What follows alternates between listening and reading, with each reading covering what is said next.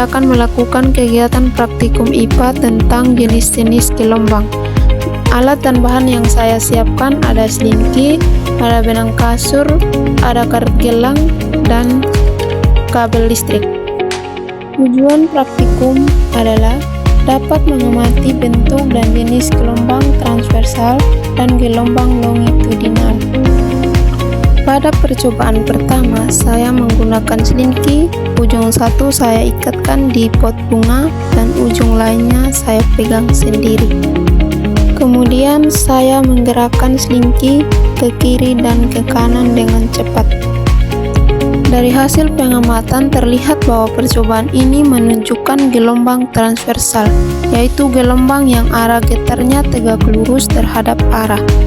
Gerakan naik pada selinki terbentuk pola bukit dan lembah, seperti yang tampak pada gambar yang menjadi ciri khas dari gelombang transversal.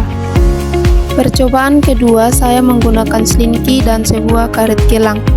Karet gelang diletakkan di bagian tengah selinki. Setelah itu, saya menggerakkan selinki ke arah kanan dan ke kiri dengan cepat. Dari hasil pengamatan, karet gelang tampak ikut berpindah mengikuti gelombang. Perpindahan tersebut terjadi karena adanya energi yang merambat melalui selinki. Energi ini berasal dari pusikan yang diberikan saat ujung selinki digerakkan. Gerakan karet gelang yang naik turun menunjukkan bahwa arah getarnya tegak lurus terhadap rambatan gelombang sehingga termasuk gelombang transversal. Pada percobaan ketiga seperti pada percobaan pertama dan kedua, namun kali ini saya menggunakan kabel sebagai pengganti selinki.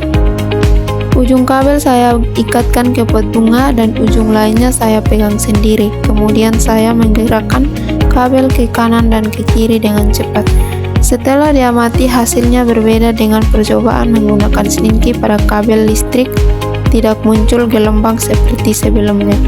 Hal ini terjadi karena kabel bersifat pak dan tidak lentur, sehingga tidak dapat merambahkan gelombang dengan baik seperti selinki. Pada percobaan keempat, saya menggunakan kabel listrik yang diberi karet di bagian tengahnya. Kemudian saya menggerakkan ke kanan dan ke kiri seperti pada percobaan sebelumnya. Hasil pengamatan menunjukkan bahwa karet gelang di tengah tidak bergerak karena kabel bersifat kaku dan tidak lentur.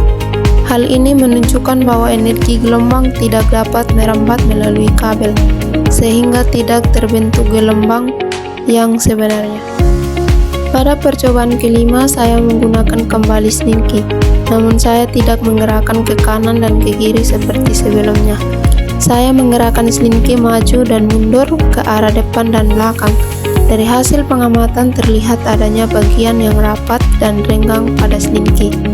Gerakan ini menunjukkan bahwa arah getaran sejajar dengan arah rambat gelombang, sehingga percobaan ini termasuk gelombang longitudinal. Sekian video saya, terima kasih.